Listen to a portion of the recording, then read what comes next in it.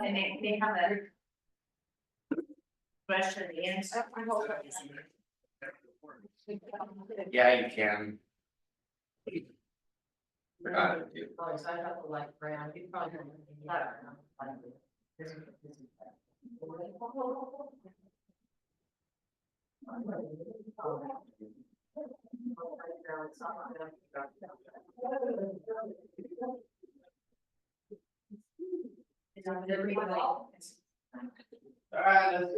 Great. You guys come on in. All right. Get this show on the road. Hey, all right.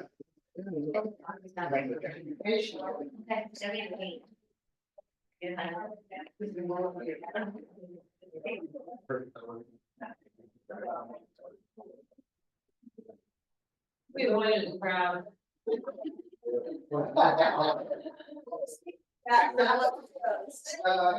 Would be there. Now that's right here. So now they're gonna have to have so many paper to sit. No more candy, huh? Yes. Well, is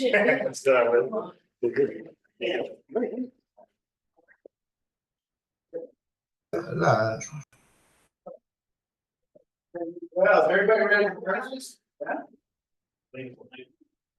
All right, this was that here. I'm the worst shopper in the world. My sidekick is right there. So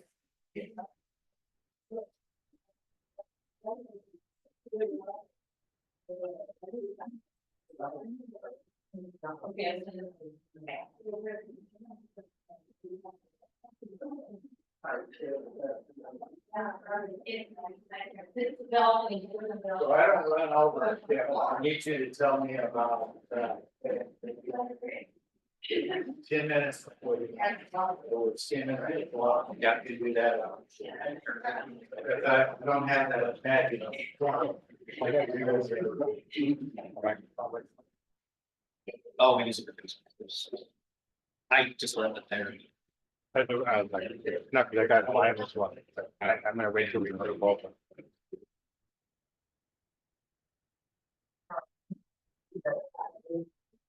Okay, what we're gonna do today is, are we ready to go? What we're gonna do today, we're gonna talk briefly about the market, but we're gonna bring up this form. The form that's changed is the RPA. It's the major form that's changing, and I think it was a good change that took place because the other one was too complex and it's understandable. We got into that whole big switch and everybody got confused, and this one is kind of spelling it out. We're gonna talk a little bit on how that works. But I do want to talk about the current market. The current market, the coast is different, but yeah, the varies, the markets that are currently good about the same thing. I belong to Metro List. It's a huge MLS environment in California, so I've been monitoring it. The changes are all basically the same. So the average time on the market is increasing across the board. So is that a problem? No, it creates more product for you, but what you have to do is you have to have more awareness of what your listing is. What we're running into is the customers are being very resistant. They're probably on social media or whatever arena that they're in. And when you start working with them as an agent, you're gonna have to start looking at because you have to remember what's in social media, a lot of it is not accurate.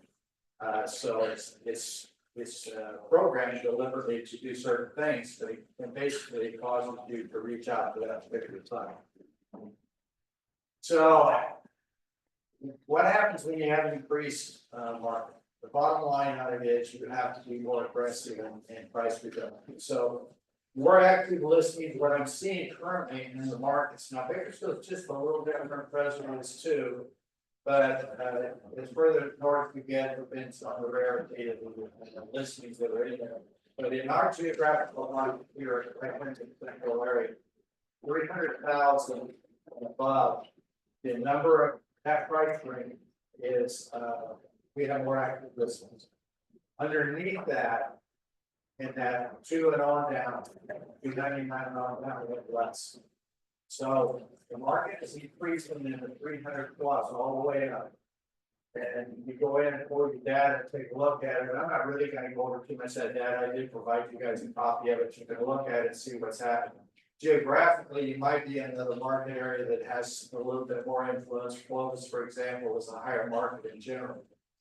The increased pendings, those are increasing in the 300 plus. So if you guys are out there working on this, we already know the pendings are increasing. But the problem of it is the fall throughs are increasing at the same time the pendings are increasing. So that's starting to impact what's happening, because what happens is when you put the pendings in there, it takes that property out of the market, so it starts skewing the overall market because of the amount of fall throughs. So we want to try to avoid the fall throughs. I do understand what we're looking at out there. I'm talking about a little bit more. They're not making appraisal in some cases. In other cases, we're having issues with basically repair issues. So if you guys can resolve the repair issues as soon as possible, and it's an opportunity for you. When the client says that they want a price that's over what you feel is comparable, take a look at the property and tell them, you're gonna have to do all of this. If you want that price, you're gonna have to do all this. You're going to have to strategize what the market is going to give. So if somebody said they want premium pricing, they got to fix the house. They got to go in, they got to do all the detail work to be able to generate that price point. So it's going to be important for you to also take a look at hiding people that potentially help you as far as getting to repair work on housing, so you can provide us some information to your client. Because otherwise, most clients do not have any clue on how to get anything repaired. The termite reports are starting to be impacted substantially. So most people are starting to ask for it in the offers for the ones that have been working with agents, and we're having to deal with those repair issues. And those repair issues is starting to impact your commissions, which to the extent I've never seen before. Because guess what? The seller says, I'll pay the buyer 2.5% to 3%. And then the repair issues come to light, and then all of a sudden they want to go back and do what? They want to renegotiate the buyer's commission. They're not getting after the seller, they're going after the buyer. So it's starting to impact you, because what happens is we don't get a lot of corporations. So our work, it's an ongoing process. We don't have the answer on this. We're going to have to run some more deals, work our way through some of these things so we get a better understanding. The closings, actually our closings in our in-house areas, this is historical up and down the state, because I look at all the central, and it's staying pretty consistent with 23. There's a little bit of change, but not too much. We see here in the company, our 23 numbers against our current year-to-date numbers are pretty much the same. So we're not trending any worse than anybody else, but we're not any better than anybody else. There are some companies that have failed, and some of them have merged, which you have to aware of. We don't have that problem here. We have good reserves within our company. We understood that the market was never going to stay as strong as the 21 market, and so we put a substantial amount of money back to maintain and run this company. So we're in good shape there. So what is the most important thing about this business? This was not the case when the market was really hot. Price, location, and condition of the property. It's going to determine the sales ability. It didn't used to be this way. Remember when we only had 15 listings in, in some of these cities? Guess what? They didn't care where it was at. They just wanted to get in a house. Now that's changing, because when the increased volume starts increasing, then if you have to have a property, if it meets those criteria and it's got condition going for them, you can get that maximum dollar. But if you don't, and there's it's gonna be problematic. You're just gonna start running into some trouble when you're trying to work on this. Now, what you have to start learning, what you're gonna have to do from now on, you're gonna have to understand what the market is gonna give you. And it's not magic. I mean, I've been through up markets and down markets over the years, and sometimes what the market is gonna give you is not what you think it is. Well, what are we seeing out there? You guys are working out there. I mean, the bottom line on it is, we're seeing a lot of, people my age, use my age very easily, the baby boomers, and what are they doing? They're moving closer to their children. So that's a market in itself. It's an older neighborhood where people have lived in it for 30 to 40 years. You can take a look at it. It's also a market where we're dealing with more states. Here in the company, I'm seeing more issues that we're having to deal with people having to go into convalescent homes, having to go into those type of situations, and those properties are coming on the market.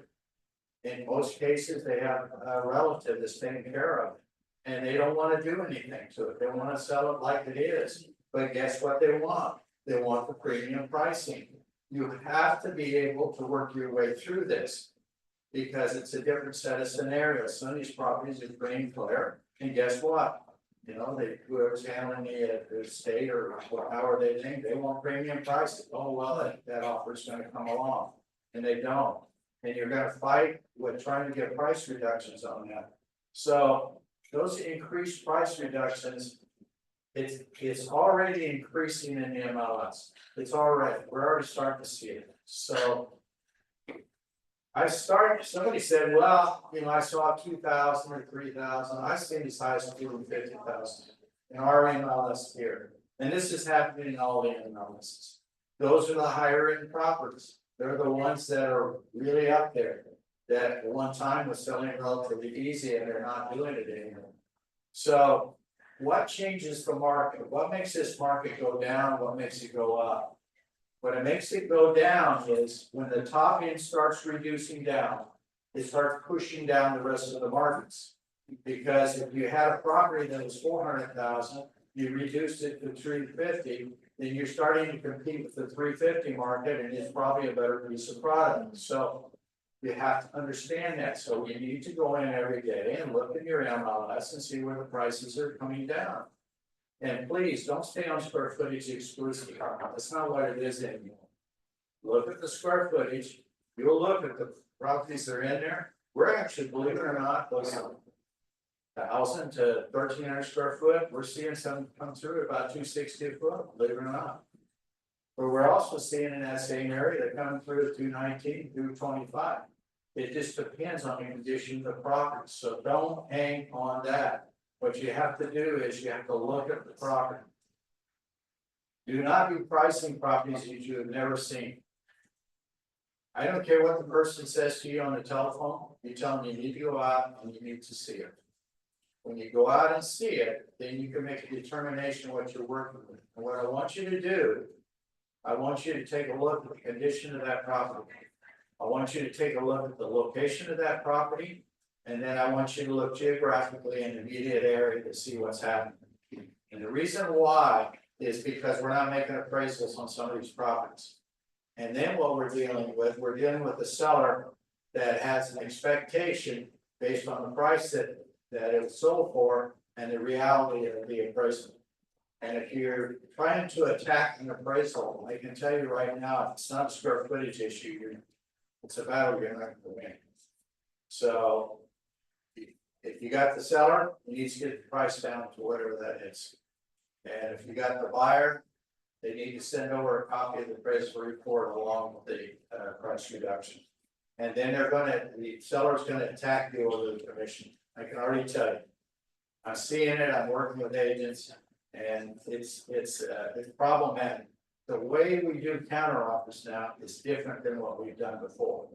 Working with the agents I've been working with, we've been testing some different scenarios. It's just not friendly. The interest rates adjustment.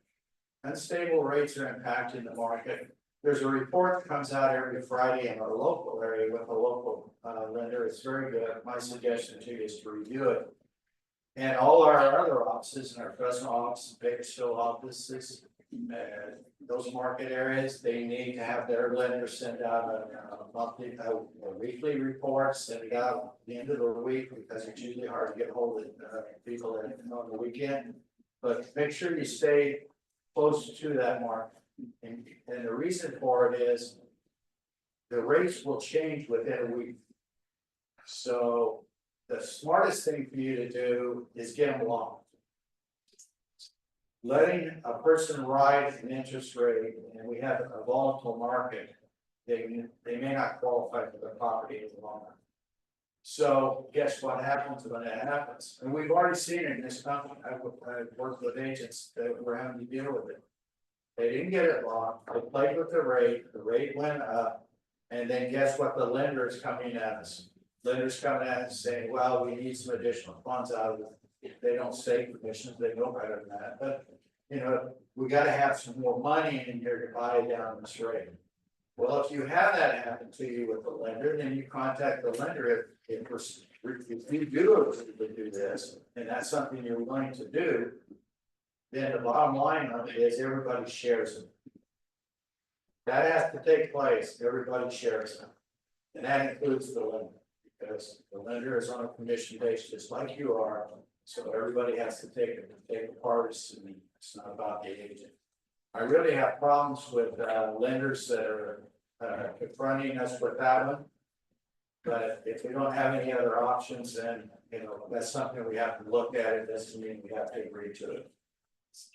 New constructions offering price reductions. These are concessions and upgrades. Here's what they're doing. It's really interesting to watch them. They'll raise the price 5,000. I think they're stuck on 5,000. I don't care if it's $500,000 house. They're going to raise the price 5,000. They're going to reduce it 5,000. They're all going to get back to where they were before. So the only people there. I don't think it's an intentional fooling people, it's just a marketing. You know, I think it is they go on social media and they do all that kind of weird stuff. But I don't want you doing it. If you're gonna reduce the price, make it make sense. Make it make sense based on the comps you have, location, condition, and everything involved with the property. Now, how do you do that? The bottom line on it is you show them properties that went closed escrow, not pending.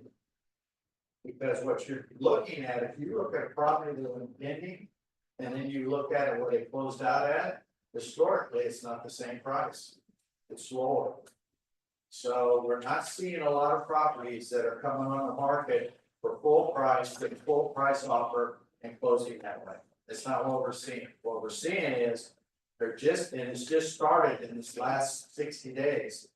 These properties are not making the sales price. And coming in underneath it. Some of them are substantial, but in most cases, it's not that. Sometimes it has to do with repair concessions saying, okay, well, you want to go ahead and buy the house because what do we know? Everybody's going to do a home inspection. When they do a home inspection, there's going to be things wrong. And then they're going to want the offset. So you're going to run it. Some of it is there. But in most cases, new construction, what they're doing is they're direct competition. Somebody says, what do you need direct competition? They're gonna look at your existing house, it's not in good repair. And they don't wanna do it because we're dealing with more generational people that says, hey, I want it ready to go. So when you're dealing with that type of person, you've got to be careful. Because they're gonna go to new construction, so what I need you to do day one, what I want you to do. Find out what your competition is. The competition is new construction. So geographically in your community, you need to be out there looking at new construction and looking for opportunities to possibly take your client to them also. Inventory is starting to show up in some subdivisions. That's a property that's coming up within 30 days of being completion. And they are making concessions in those arenas. So if you're out talking to somebody in new construction, then you need to ask questions. Okay, you know, do you have anything coming available? What will be the price point? And is there any incentives? And what's going on with that particular property? Because it's an opportunity, or it's a fall through that's coming to the transition period of closing out. And it didn't close escrow, and then it becomes an inventory. So you have to ask those questions. Some of these people in these subdivisions are good salespeople. And some of these people in these subdivisions are nothing more than a caretaker. So the caretaker is not gonna help you. Because they're just there to greet you when you come in the door and sign the form or whatever goes on. So try to work with somebody, if you happen to be in there that has some knowledge, somebody you can build a relationship with, that you can feel free to call on a periodic basis without having to go through there and see if they can help you. Because if you read some of the articles that we're starting to see come out, which I read an awful lot, I don't read books, but I read articles. And when you see them, some of these big, I mean, Horton's starting to talk about it, some of the others, that they're gonna build advanced inventory. They're not pre-solds. So we probably, as these markets shift, we'll start seeing it. So keep an eye on them, understand what they're doing. Ask them about it, if there's any price reductions. Seller concessions and upgrades, ask them those questions. What are they offering? Because if you don't ask the question, you're not gonna know. And it gives you a better feel for if you have an existing house in the area on how to deal with it and how to address it. Because they are what? Your direct competition. So you have to understand it. You gotta get in each other and see it. Somebody said, well, what do you mean? Weather's bad out there. Well, it's better than 110.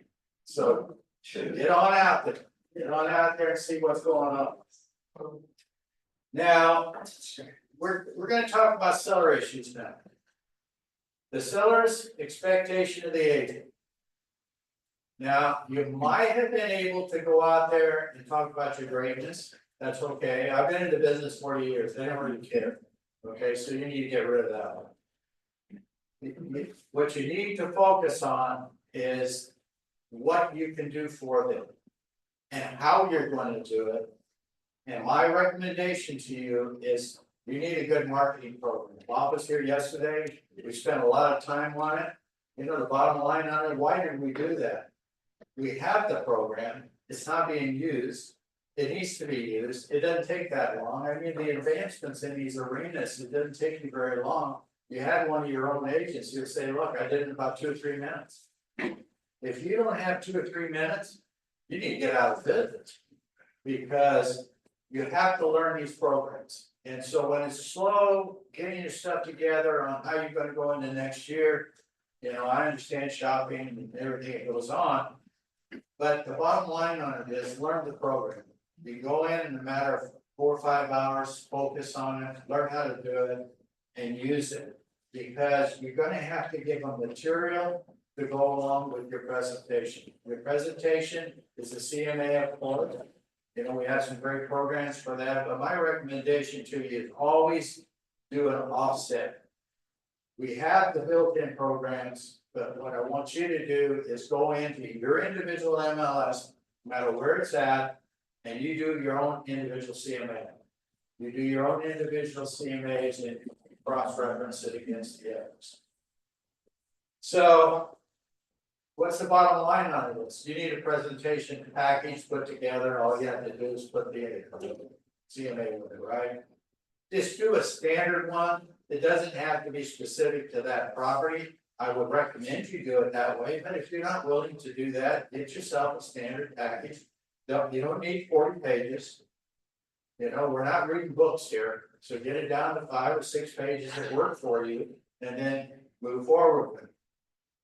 So they have to understand market conditions. They have to understand the summary and the trends.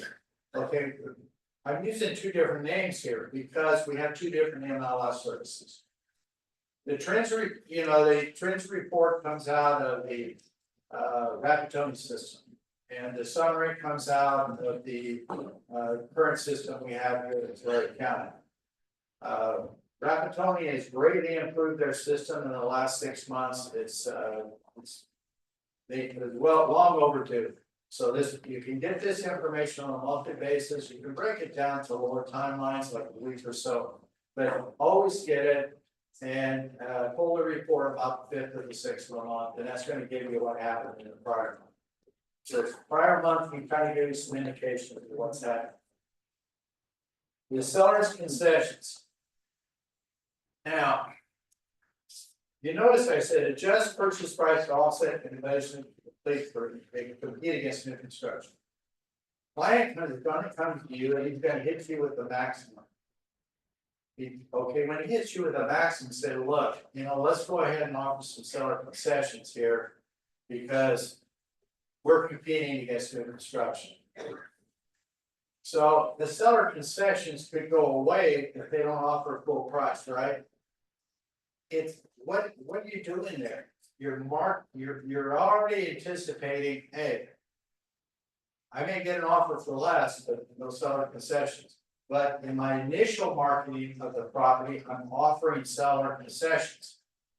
So you can draw them into the offer, and you're dealing with a seller that's doing what? He wants more than what the property's worth. Then when we get the appraisal back, we can deal with the issue. Because the appraiser is not going to be, unless you have messed up on your CMA, is not gonna offer you more than what it's selling for. So just have some awareness of it. Seller needs to do the repair works on the property. It impacts the sales price, absolutely. It's impacting your sales price, you gotta get it done. I take walks every day, my wife and I do 3-mile walks. And I think I go over everything that happens in the world in that 3 miles. We went by a house that I saw him doing some work on up in the north part, I say it's really good. And boy, they were out there, they were painting the whole front of the house, had professional painters in there, they had professional, you know, they were just going at it. So I looked at it and I said, boy, you know, they're really fixing this house up. And they had it on the market one day and it had $5. Because I did an inquiry, and I was just curious because I thought that, I mean, this property's coming in less than 600,000. And I'm thinking, man, no, this is really, they did a great job on it. Sometimes that's all you need. You need the outside to look right. And that's what they were focusing on. Now, the inside, they did paint it, you know, do the basic things. But we gotta look at the outside of the houses now. People are driving by, they're going into social media, they're going to all these different programs, and the bottom line on it is you have to understand when you go in and customer is going to look on realtor.com or homes.com or Truly or whatever they're looking. The bottom line on it is that's what caused them to call you. That's what caused them to drive by it. That's what caused them to inquire. We used to be what? We were the people that went out and found them. That's not the case. They run surveys on this, 87%. I don't know, who knows what that means, but it's a big percentage of people going on there. Does that sell a property?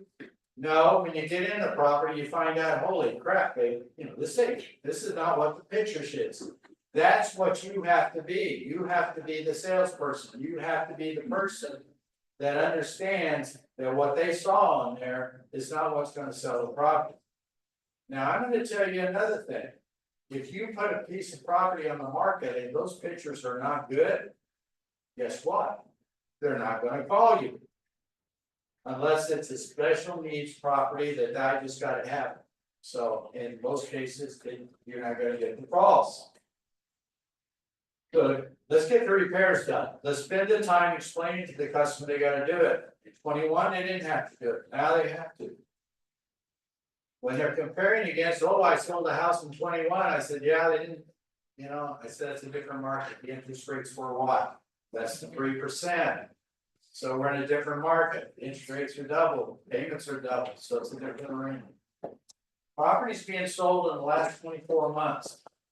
We got to start verifying the equity position. We're already starting to see worst cases. I've already had more than one in our company, that we have no equity in it and you gotta walk away.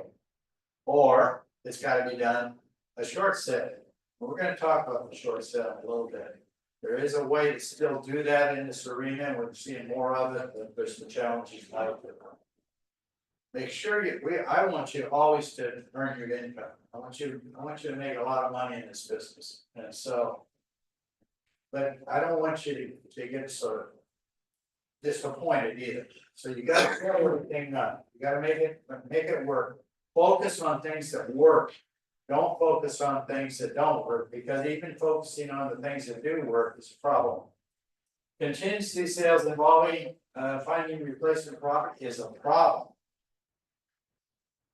The person's expectation of selling their house to go buy another house is two different worlds. They want everything in that, and then they say, oh, I'll go ahead and get full price on this, but this one over here, I want a certain dollar amount because I'm going to this other property. This is not working. So we're getting a lot of fall throughs from that, and you make sure that you understand what's happening there. If it's a contingency sale coming into you from another real estate company, because internally you would know, because you can talk to the agent or go out and take a look at the property. If it's coming in from somebody else, my suggestion to you is, if they tell you about a piece of property, you want to know value, and you need to go look. Well, I have to get in the car and drive across town. Yeah, you're right. That's what you get to do. That's what you paid for. Anybody that gets involved in contingency sale and does not know anything about the other property, you're gonna have a headache, and it's gonna get ugly. And it's not gonna be friendly, so be careful. But if it's an internal situation where you have the property that's gonna contingency into something else, make sure you understand what you're doing in this price. It's price right, or otherwise your world's gonna get all messed up.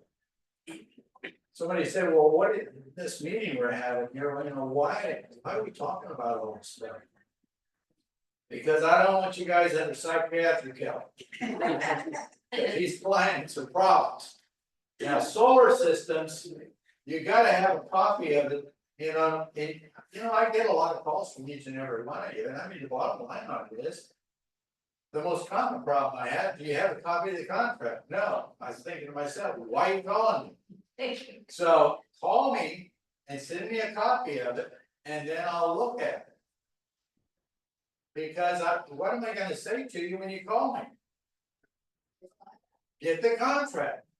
Because a lot of times, the seller does not know what they have, and they don't know that they don't even know they own it. They don't know if they have a power group. They don't know if they have a lease. And right now, we're running into some of these solar companies running around and just about one step ahead of fraud.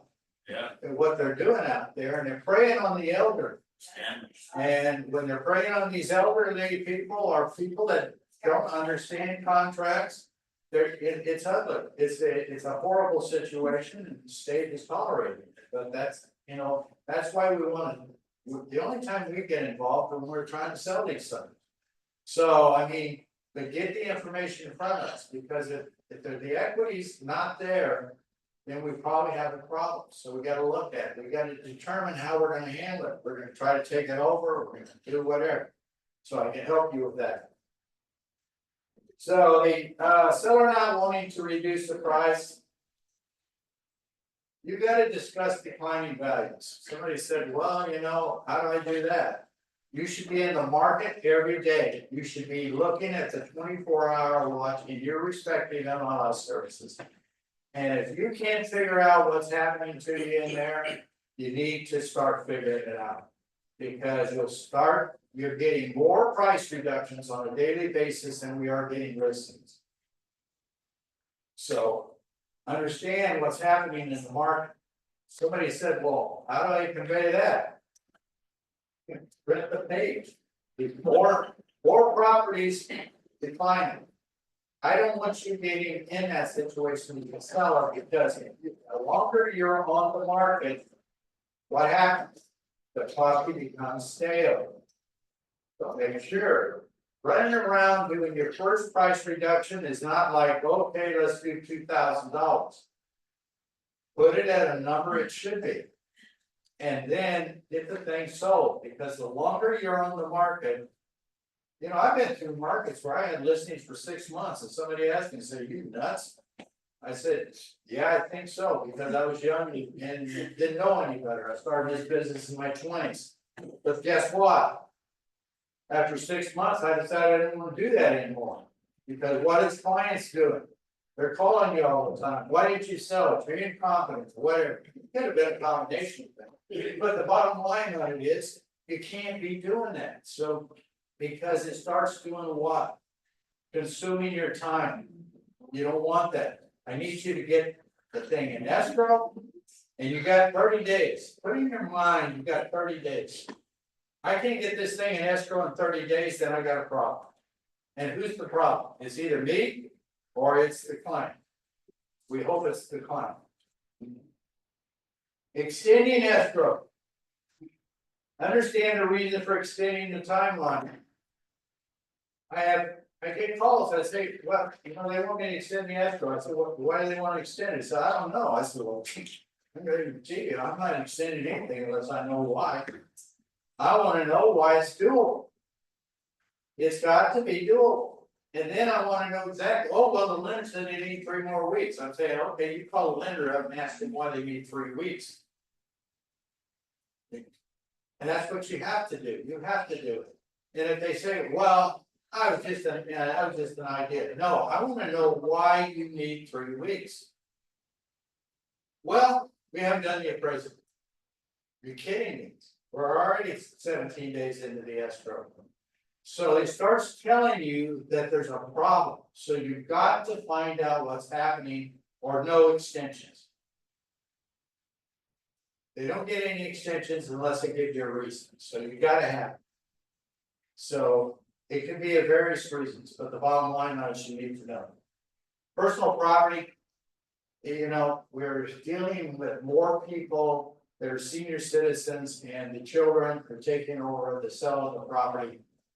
And they don't want to remove it. And they want you to remove it. That's not what we do. So the bottom line on it is, make sure you explain to them at time of listing, this property has to be in. Or nobody's going to the bank, but you gotta be diplomatic about how you say that. But the bottom line on it has to be in. You gotta get them motivated, because otherwise, especially if you have 2 or 3 children involved in the sale, nobody wants to do it. But they all want the money. So stay with it, stay right on top of it. We want the property empty at closed escrow. Have seller out of the property at closing, they gotta be gone. I don't, this 2-3 day stuff that I'm seeing coming through and they don't move. And you really gotta be careful during any holiday issues or things going on, it really gets ugly quick. Friday, you know, we get a Friday closing and then it becomes problematic over the weekend because people moving out. Just understand, you're gonna run into some of that, but you gotta understand it. You gotta understand what you're doing. You got another? Well, yeah, it's in your contracts. And you have to keep reinforcing the client, because what happens is that they will turn utilities on to a new location, and then the utility company will say, do you want to turn it off here? So you have to make sure that you explain that to them. You gotta say to them, look, when you try to transfer it to your new house, you're going to ask you if you need to turn it on, but the contract says that you gotta stay. That all those utilities have to stay on. And appraisals, and they also the final walkthrough, and everything is tied to it, it has to be. That's usually an agent issue, because they don't bring it up, and so it's gotta take place. The buyer stuff, buyer needs concession due to interest rate. We're seeing that almost on, we're seeing it on a good portion of our contracts, especially the lower end stuff. The 400,000 down, we're starting to see color, or above that, not too much. But it can be 1 to 3%, it can be more, but I'll be honest with you, it's probably going to be very problematic if you roll over those numbers. So just have awareness of it, put it in the contract, I mean, there's nothing wrong with it, because guess what? The lenders, the lenders need the money because you have to, a lot of people don't realize, but back in the day when our interest rates were low, there was not an origination fee. There was not a 1% origination fee, those things are in every loan now. So sometimes they need a 1%. Try to get all the down payment and everything they need to make it work. And then also you're dealing against new construction, so those are case by case, you notice I'm not explaining too much to you. Because you have to weigh it, you have to determine. Buyer pre-qualifying letters. These things have got to be up to date. You know, the first question you ask before you write an offer, you need an updated pre-qualification letter. Try to get it from a local lender. People are now, we're starting to see, are using the internet driven ones. And you got to be extremely careful with it. So try to stay with a local lender because that creates a communication link with them. And somebody said, well, it's with another real estate company, but they are using a local lender. The contract gives you the right to contact that lender, so you have it. So you need to do it. And if it's not an area problem, and it is a problem, they won't communicate with you. They don't care, they play the confidentiality thing. So that's why you gotta keep it local and keep with the area that we work in, and otherwise you're gonna have problems because. And also the ones I've seen coming through from the internet driven, those deals are dragging out, they're not making it. If you're gonna be dealing with anything involving that, you gotta allow a minimum of 45 days. Unless they've have all their paperwork in and pretty much ready to go. So the cash buyer, the time that offer is accepted, here's what I want. I want to know where that money's at. And in a 401k account, that's not where it's at. So just remember, the money has to be available. And sometimes people will tell you, oh, I can get it out of the 401k, and you're looking at it, and that person looks like they're about 40 years old. You know, it's not going to happen. So what you got to deal with is if you're seeing it, make sure that you're spending some time explaining to the customer that you need to talk to your accountant because there could be a CPA, you know, it could be a penalty issue. So be careful with that one. But in the cash account, you don't have to have the account number, but you have to have their name. You have to have their name and the basic information that you're dealing with. The lender is not going to give you any information on that type of situation. The lenders, here's what we're looking at. The appraisal will not be in order. So I had several of them. I thought it was unique to just one. I thought, oh, well, you know, one person screwed up. But then I started looking at this and these deals fell through every time. Because when I saw it wasn't ordered and went past 17 days, I told the agent, I said, I want you to send out a contingency removal. You send out that contingency removal, and guess what? Deal is collapse. Well, what I found out, looking at this on 2 or 3, I'm not saying for sure this is what's happening. But I think what's happening is the buyer's agent obviously didn't have anything to do. But what he's doing is they're putting a deal together, not removing any contingencies, and see if they can find a better property in the first 17 days. I have too much of this going on. So you've got to be careful with this. What you want is, you got the seller, you want to follow up on the appraisal and make sure it's done right away. Then the other thing I'm running a little bit of problems with is the deposit's not in there. Those are the 2 most critical things that we're running into. So you make sure both of those have been taken care of. You talk to the lender, you make sure they've done what they're supposed to do. You get that order because we need to put a stop to that. That's creating falter issues. Check with the lender on a weekly basis. It's an absolute must. I have one that's tangled up now that the lender decided to go on vacation, we can't get the docs down there from out of area. So. It's, you know, these are things that come to play in holidays most of the time, but just have some awareness of it.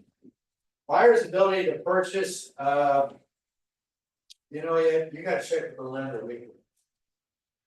And you gotta ask some questions. You don't call up the lender and say, how does it look? It looks good. No, I wanna know where we're at. Well, I'm not gonna give you the social security number and all the things. No, that's not what I'm asking.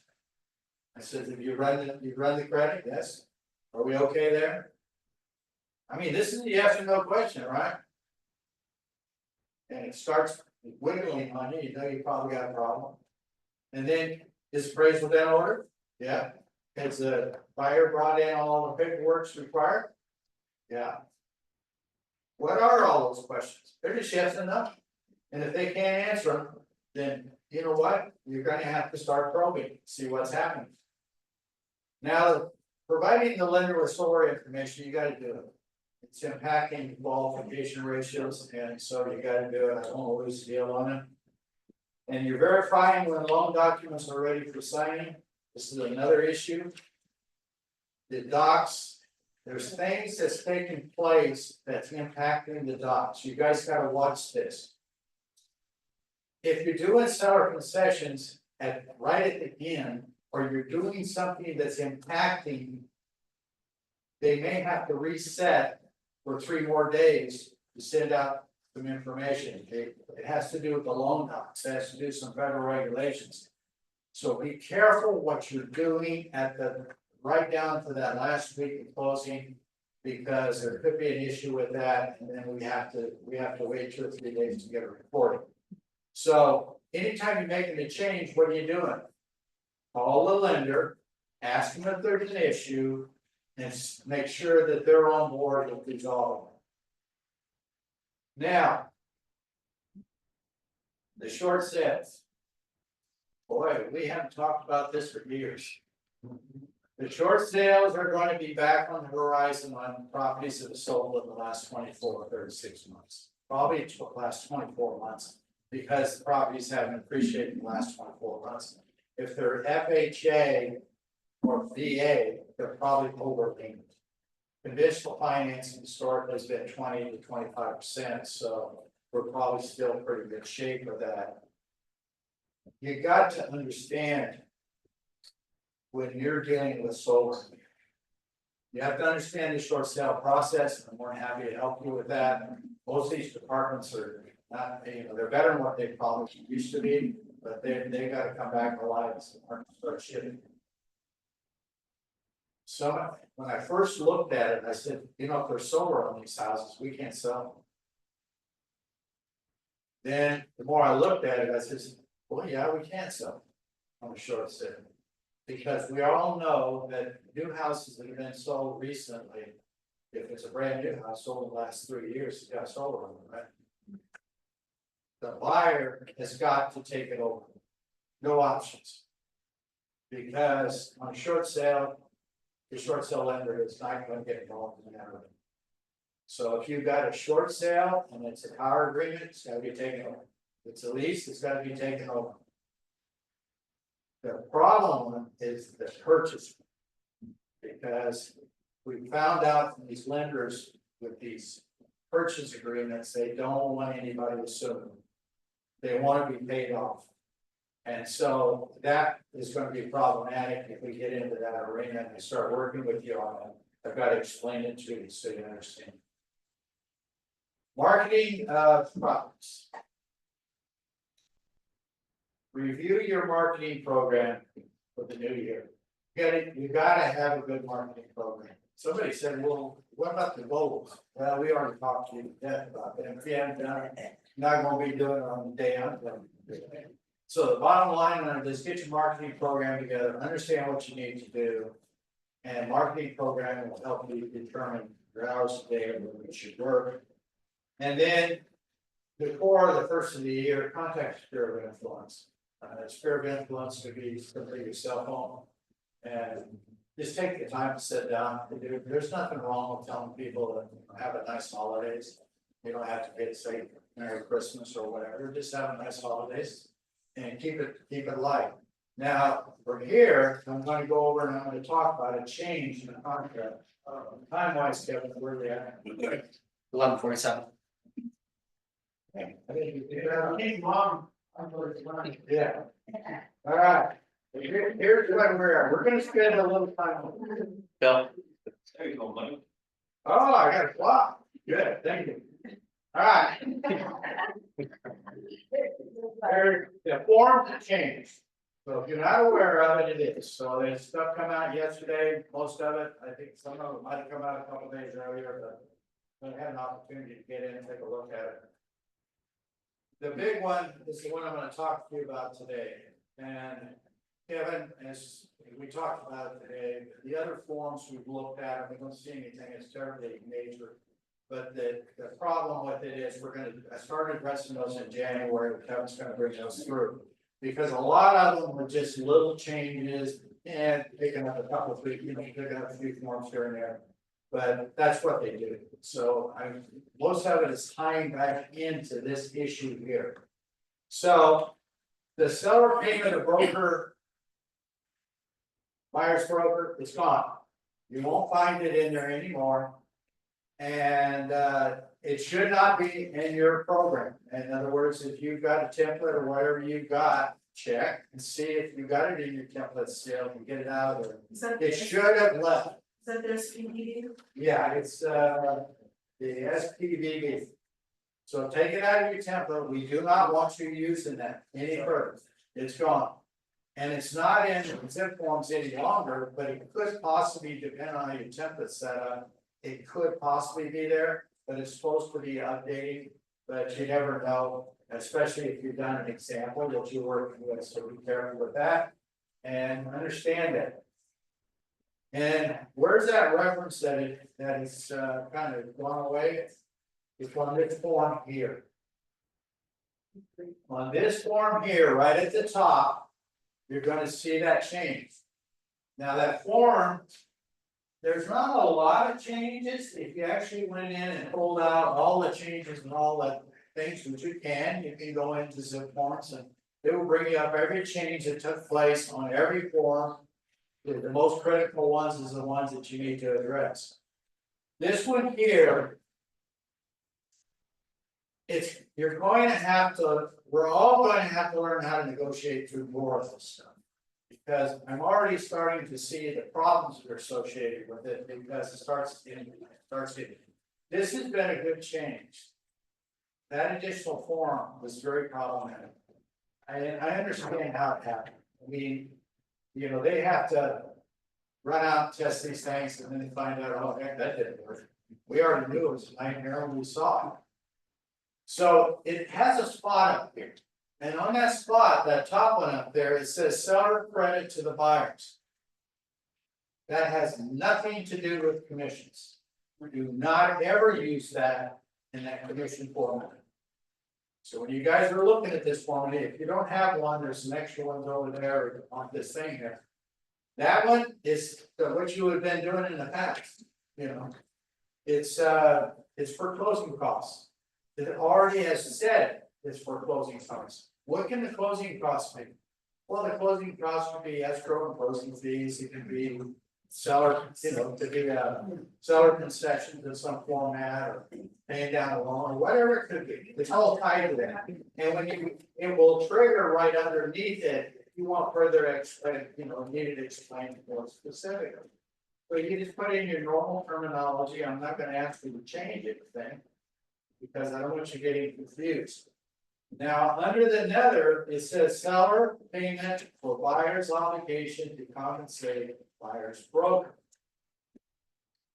Next to it, it says the seller agrees to pay out of the transaction proceeds. Which I just did a fill for an example here. 3% of the final purchase price. And then, of course, if it's a set dollar amount, you put that in. And then there's another line underneath it. It says the buyer's affirmative represents that at the time of this offer is made, buyer has a written agreement with the buyer's broker And that has not changed. Your buyer's agreement with your broker, with them, is still in effect. Don't get confused working with this and saying, I don't need that. The only form that went away was this form. So be extremely careful. It covers the property. It provides for compensation for less than the amount stated above. Now. This you don't have to provide any further, because you don't have it, right? So it references it in the contract. Now, how are we dealing with this? Okay, well, this has been real interesting the last few months since we switched over. Matter of fact, I've actually approached this several different ways. Sometimes it worked, and sometimes it went south. Okay, so, you know, I learn from you every day. Working with you guys in this business, I learn from you, because I don't actively do sales anymore. Here's what you gotta be careful with. When you put that 3% in there and you set it over at the other real estate company, most of them are used to what? 2.5. Well, some of them are 2. If you were with the KW counter offer stuff coming back, it was 2 and they take 3. But, and you know, I mean, that's not a dig, that's just the way they get business, but. You know, I mean, here's what it is. Whatever you put in there, you gotta remember, there's a risk. Somebody said, well, what's the risk? Because it's the counteroffer. You can't solve this any other way. What I do not want you doing is the other agent calling you up and starting a big old rip over. Yeah. You know, I mean, we're not interested in it. What you do is you say, look, have your client counter. I don't care what that agent says. I care what their seller says.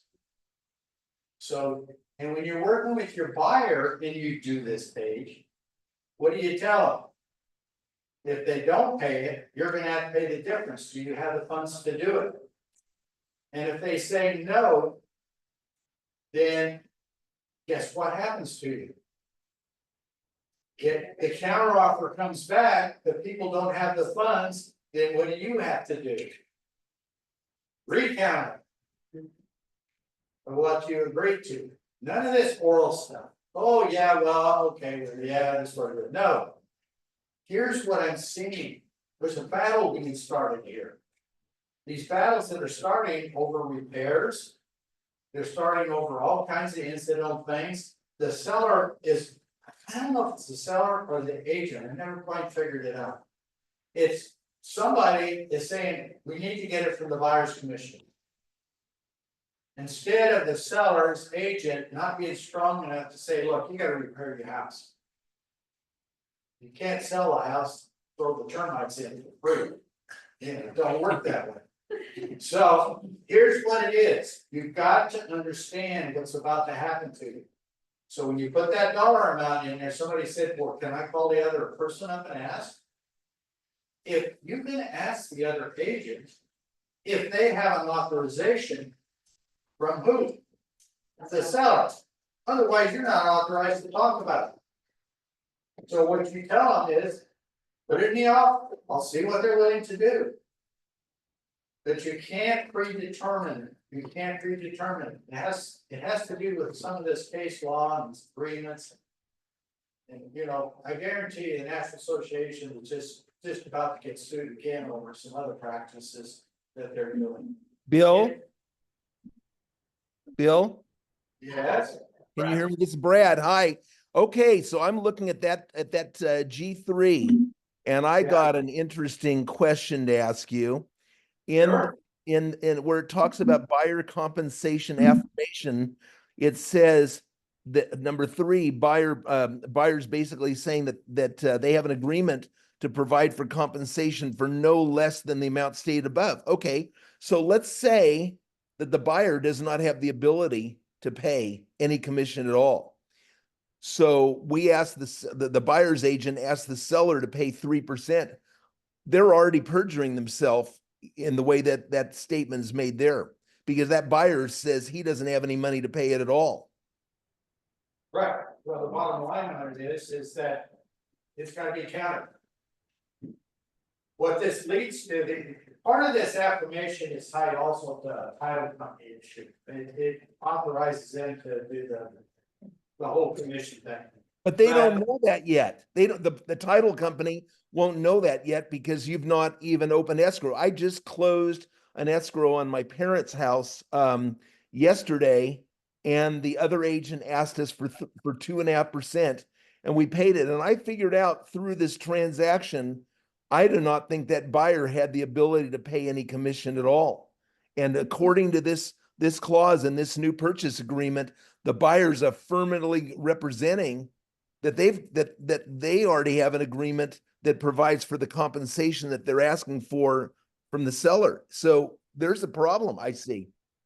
Yeah, you are correct. In other words, if you can't pay anything, then this is affirming that issue. So in other words, you don't want, what they're trying to eliminate is this whole deceiving thing.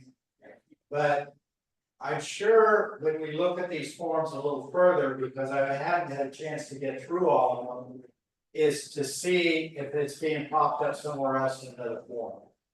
So I'm not absolutely 100% sure. All I do know. I'll tell you honestly, my opinion about the people that draw these forms. I know several years ago, they did a revision to the listing agreement and they changed one paragraph and it made reference to another paragraph. And I went to that one. They had not updated that second paragraph to tie in with the first. These guys tinker way too damn much. And I think they've opened a can of worms with this paragraph right here. Well, there's no doubt, I agree with you, but what we have to do now is we have to live with what we got. My suggestion to you is, and he's made a very good point. If your buyer doesn't have any money to pay any of this, guys, then what are you arguing over?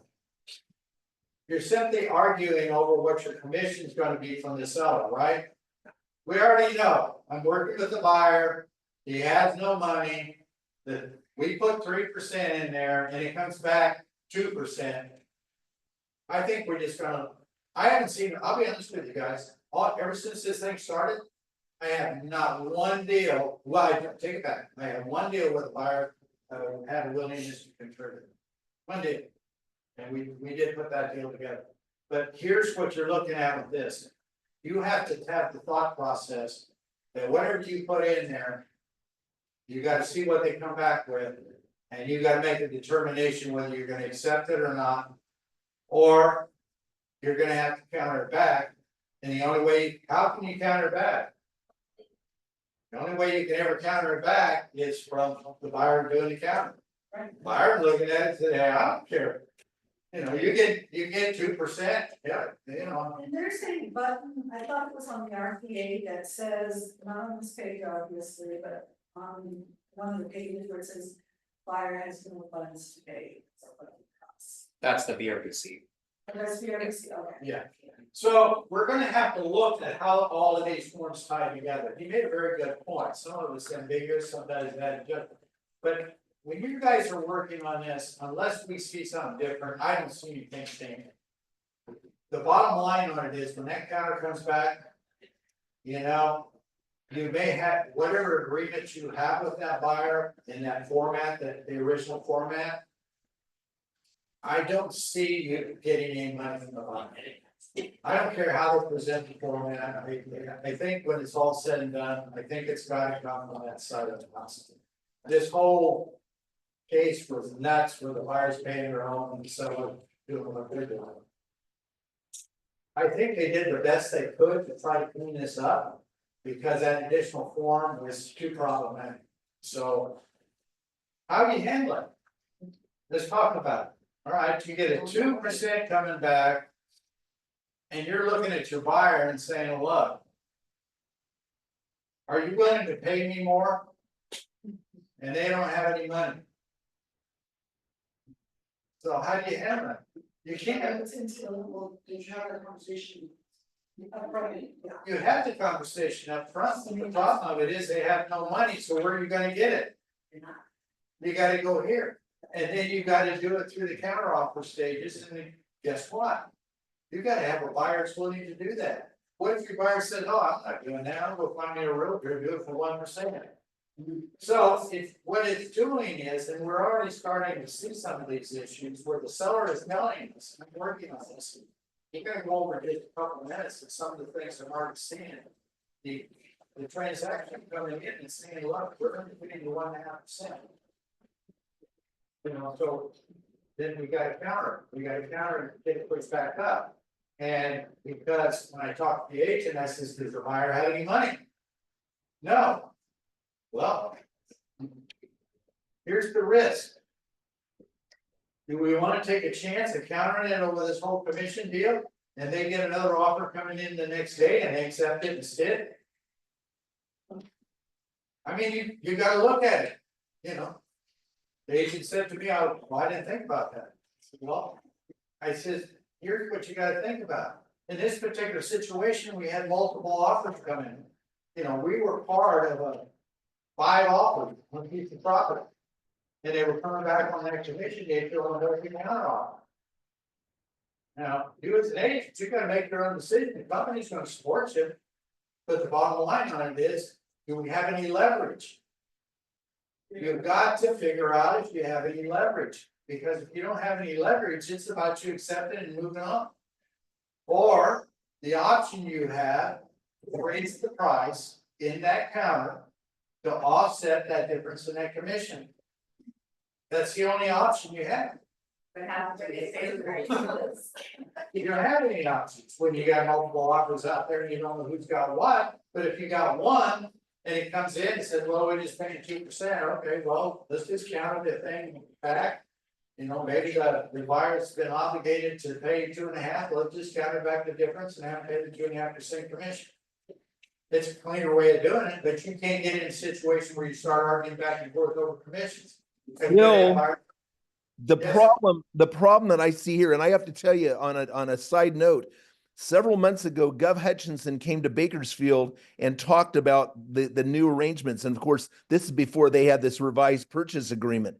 And I raised my hand and I had asked him about a situation where you have a buyer that has no money. How do you know that the seller is going to pay a commission? Oh, I don't think you're going to ever have that problem. I don't agree with him.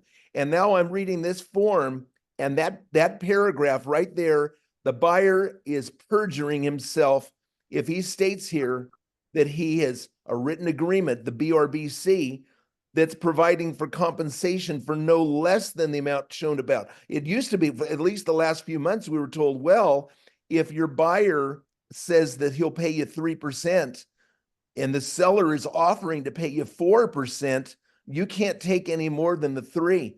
This is now having a situation that's the opposite. The buyer may have no money at all, and when you ask for 3% from the seller, that second half of that box there, that second half of that paragraph, the buyer's stating in writing that they're able to provide compensation for no less than, let's say, the 2 or 3% or whatever you're asking the seller for. I think they've got a serious legal problem there that they haven't even thought through yet. I really do. Well, I have to play it out and see what it is, because the other agents always had the right to find out what that agreement is. So it's already there. So I mean, if the other agent says, look, you know, you guys want more compensation or this and that, I want to see the film. That's still in play, that hasn't gone anywhere. So we gotta work our way through these things, you know, guys, you know, the bottom line on it is every day we work in the business, it changes. What you have to understand what your parameters are when you deal with this form. So let's work our way through it the best way we can. And then if you have any additional questions, feel free to get a hold of the owners or your managers or myself. And we'll look at it on a case by case basis. Because this is very generic in basis, and a lot of these things are tied to a lot of different things going on within this. Appreciate everybody coming today, coming on Zoom, and you guys have a great Christmas.